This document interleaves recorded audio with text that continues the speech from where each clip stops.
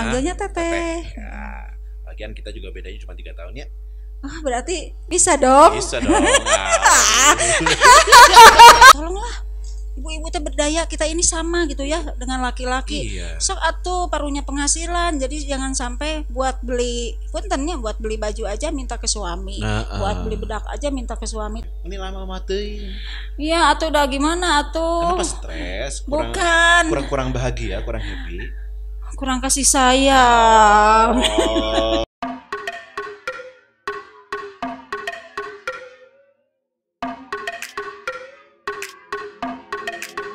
3, 2, 1. Jagoan ya kalau udah sering nonton mah. Iya dong. Kalau nggak ditonton sama temen-temennya, ya sama siapa lagi ya tuh? Emang kemarin nonton yang mana aja? Nonton Kakak Ramzi. Terus? Nonton Eka. Nonton si Mama Rempong. Marah-marah lu kemarin sebut Mama Rempong ya. Iya tuh jangan atuh Mama Rempong mah Mama repot. Tapi emang iya protes, jangan. penonton protes. Harusnya berkualitas, ya. berkuantitas dan punya. Dipoto kakak. Dipoto dulu cina. Wah sambil ngobrol orang kita ini. Mending dipanggilnya Bu Teteh. Nah, karena dari mulai anak kecil sampai yang tua panggilnya Teteh. Ya, lagian kita juga bedanya cuma 3 tahun ya. Oh, berarti bisa dong. Bisa dong.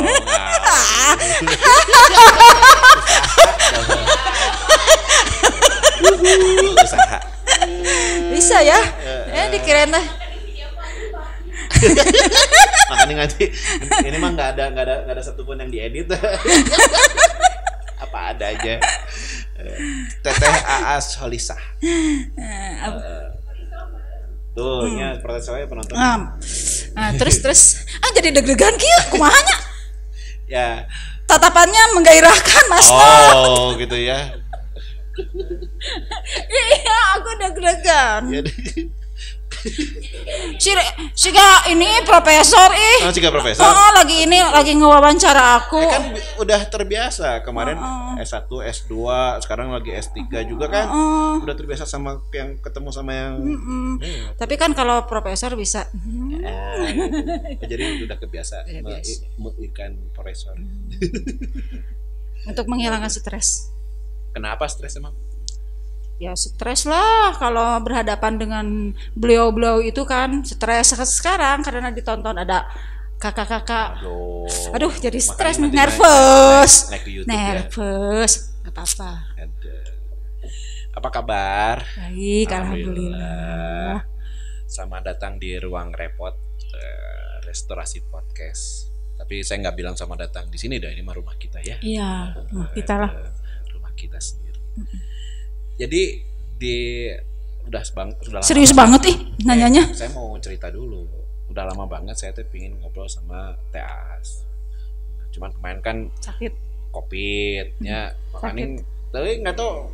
3 bulan. Makanya orang-orang mah 2 minggu, paling 3 minggu. Teh Aas mah 3 bulan itu tuh ngapain aja COVID teh? Hobi atau kemana? Ceritain kemarin teh bisa kena tuh di mana kira-kira itu teh curiganya teh? Kan waktu itu aku memang lagi hamil. Gak enak makan. Kemarin ada isu hamil. Gak enak makan ya. Enak makan. Jadi memang imun mungkin turun ya.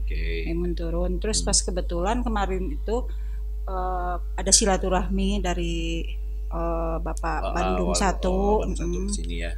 Terus mungkin karena akunya enggak ya, padahal prokes tetap ya di masker, tapi nggak tahu ya mungkin penyakit asalnya memang sakit mah.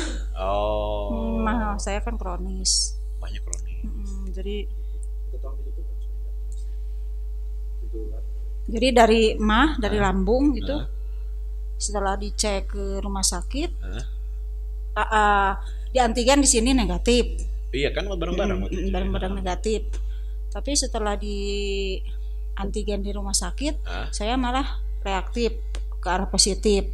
Terus antigen. Terus di PCR positif. Itu positif. Tapi rumah sakit mana itu? Muhammadiyah.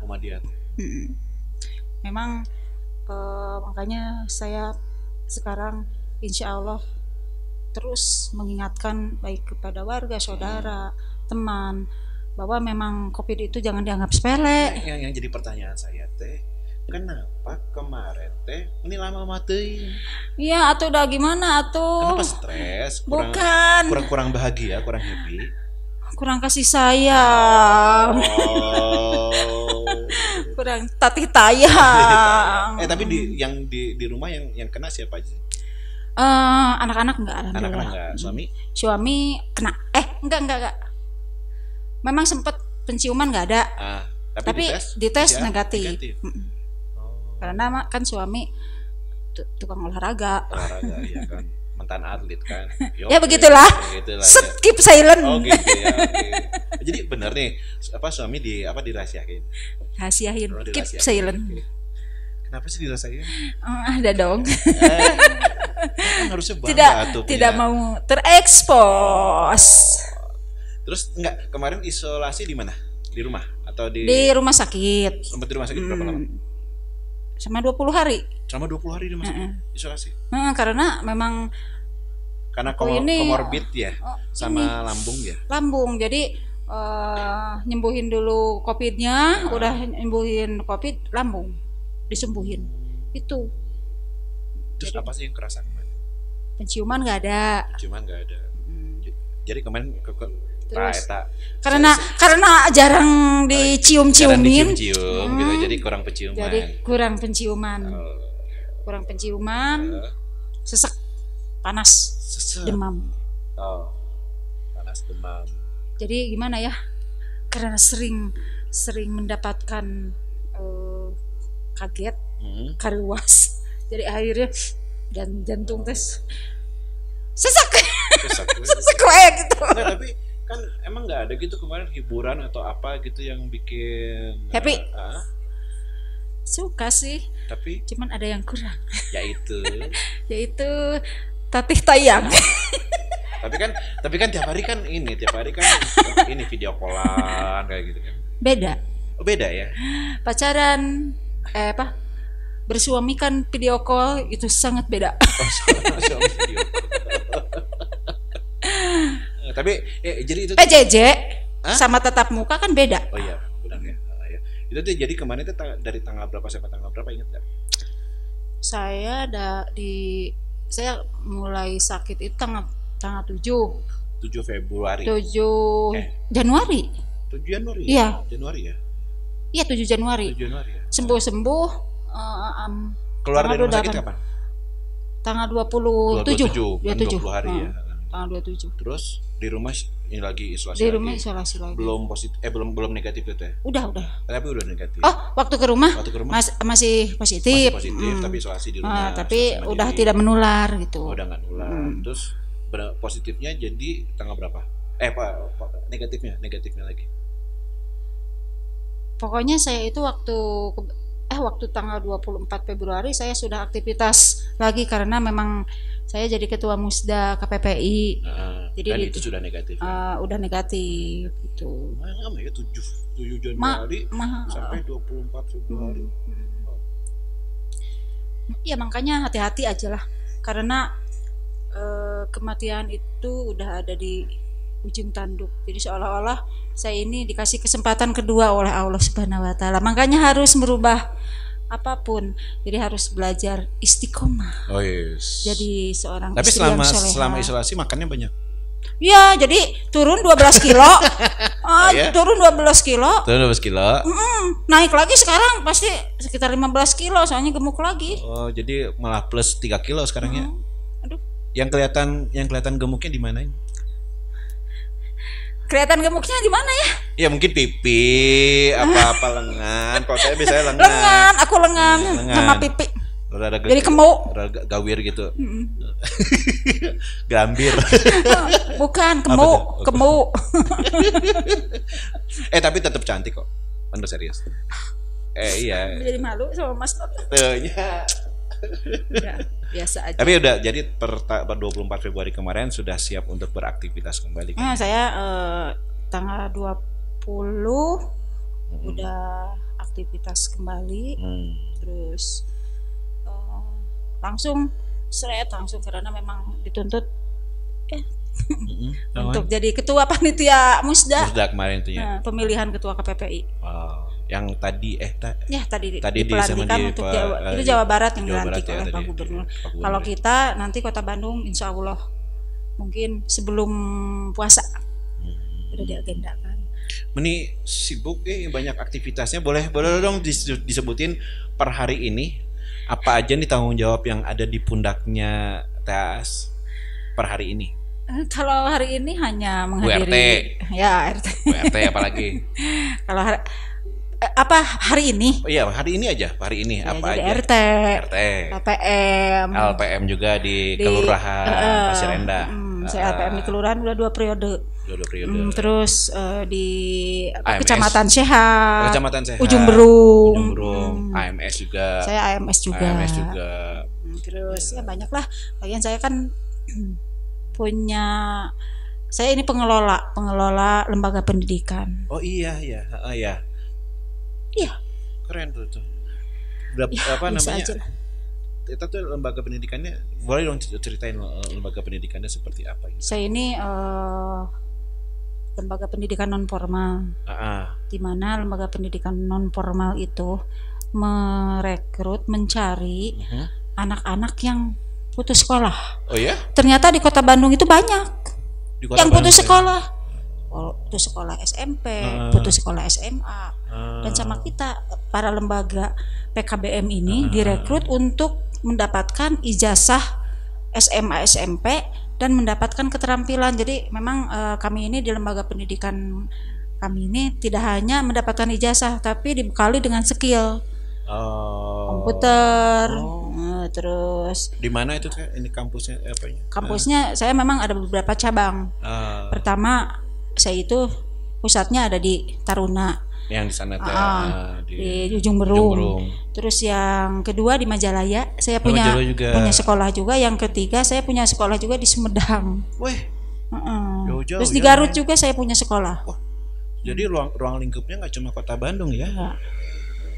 Dan alhamdulillah pemerintah sangat mensupport dengan adanya biaya operasional. Jadi emang sudah pendidikan sudah menjalin hubungan baik dengan pemerintah. Kementerian Pendidikan, Dinas Pendidikan Kabupaten Kota Bandung. Boleh dong saya kasih pelatihan? Boleh kan nanti ada rencana. Kan kemarin katanya udah minta ke WA, minta sertifikatnya. Jadi nanti gini ya. Sekarang ini kan era digital, zaman digital.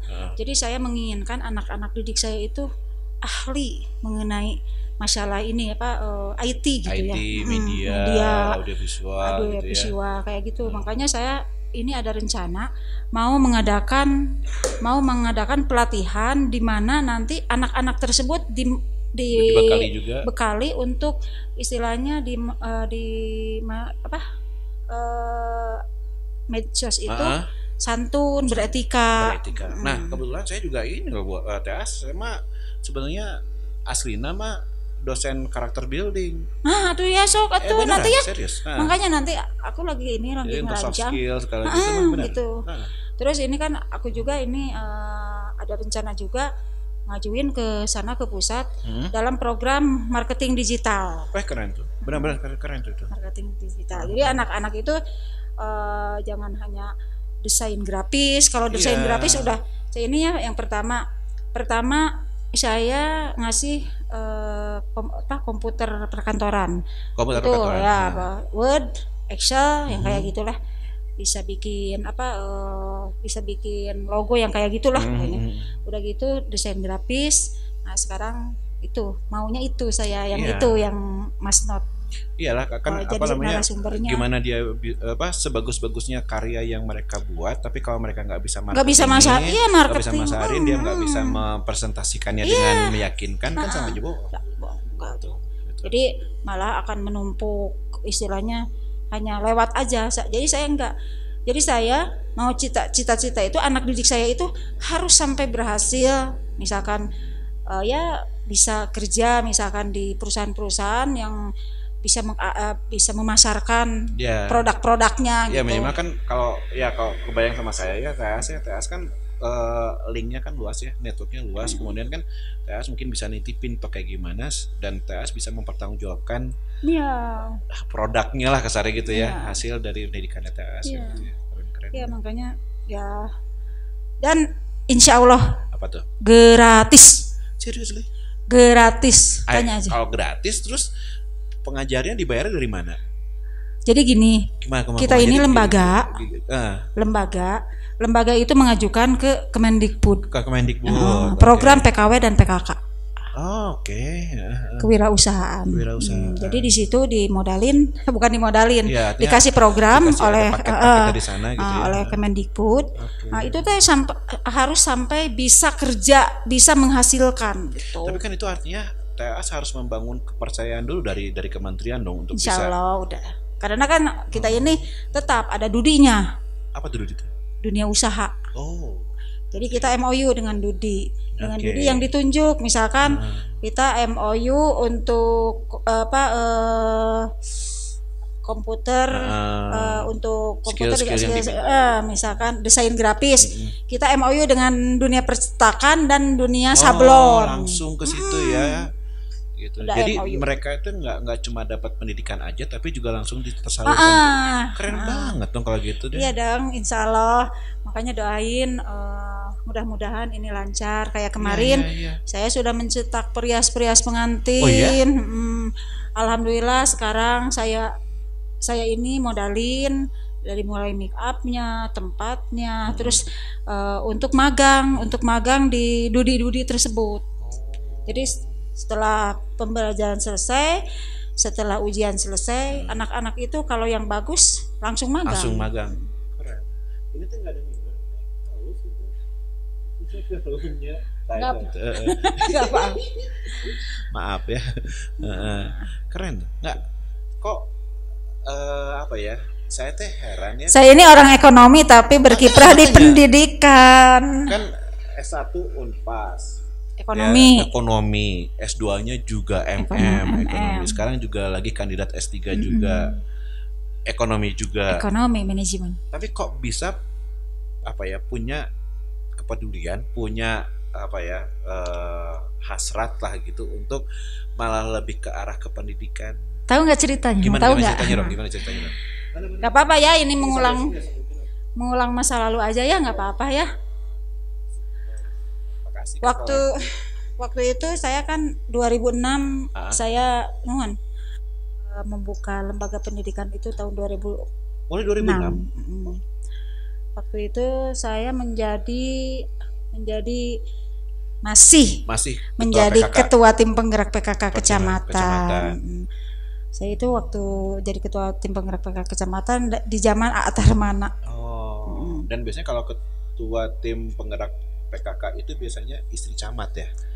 Iya. Senyumnya beda. Langsung minum, langsung glek. Ya itu masa lalu. Oke.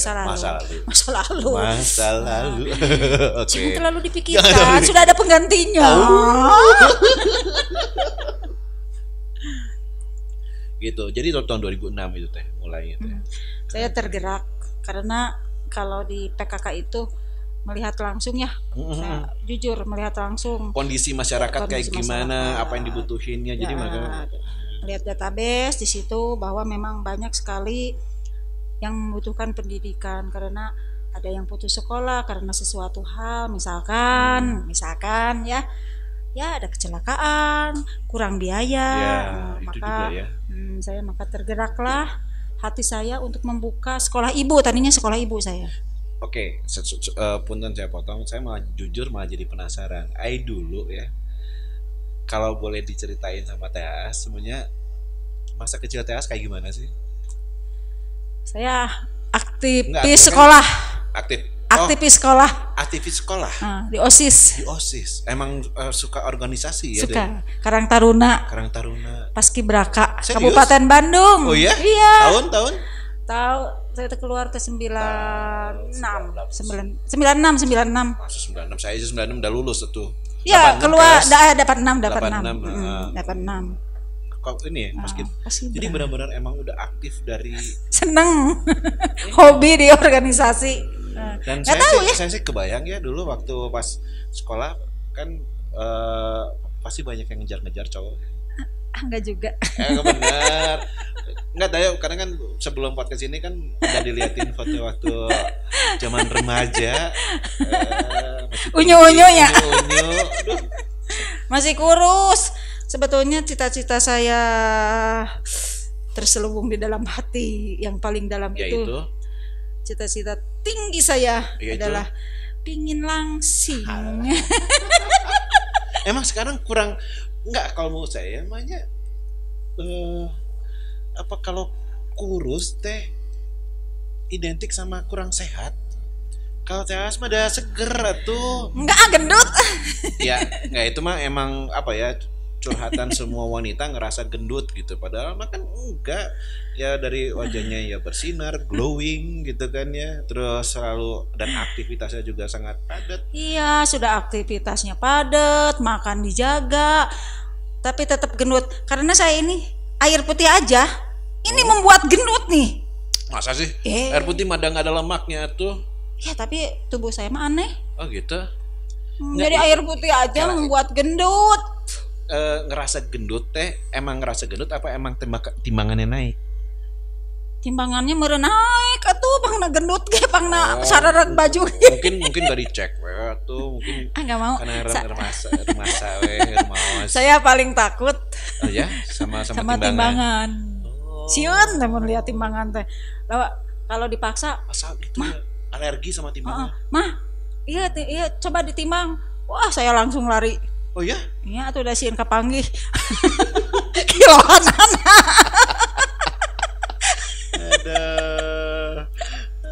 Tapi ini loh apa namanya kalau mau saya asli merupakan buat saya sebagai seorang laki-laki ya saya emang sangat suka wanita yang punya aktivitasnya banyak ya daripada cuma di rumah aja gitu ya kecuali emang di rumah karena kayak apa sih saya kan emang di rumah aja karena memang ngurus anak ya karena anak masih bayi belum setahun tapi saya mah nggak begitu ya saya sih pengennya wanita teh emang berdaya harus aktif di luar benar harus berdaya kalau jadi perempuan itu makanya sekarang jadi wakil ketua bidang pemberdayaan wanita ya memberdaya laki-laki enggak sih nggak tahu ya saya ini di AMS juga saya itu di distrik AMS Kota Bandung beberapa periode saya jadi wakil ketua bidang pemberdayaan perempuan terus itu emang artinya kenapa? Mungkin emang bisa dibilang spesialisasinya TAS di situ kali ya nggak tahu atau ya di sini kan, juga nggak, artinya kan mungkin gini karena mungkin nggak ada yang lain ya mungkin aja ya yang ibaratnya mumpuni karena saya ini suka diriung-riung sama istri sama awewe jadi nggak tahu jadi kayak di apa kompleks saya juga pasti saya ini sama ibu-ibu terus ya artinya kan emang TAS deh tanpa di ini ya tanpa ibaratnya gini